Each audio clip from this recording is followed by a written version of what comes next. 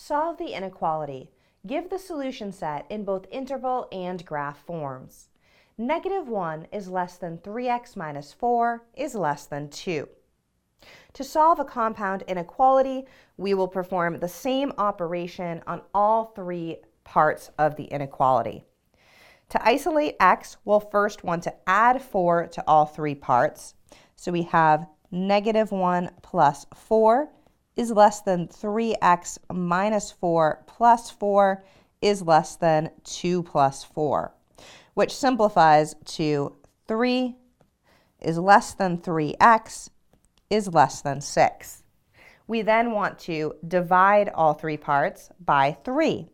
We get 3 over 3 is less than 3x over 3, which is less than 6 over 3.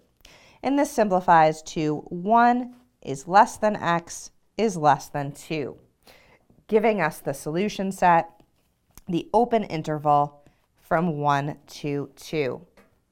To graph this on a number line, we'll first label our number line in increments of 1 from -4 to 4. We'll use a parenthesis opening to the right at 1 and a parenthesis opening to the left at 2, and then shade all values in between 1 and 2.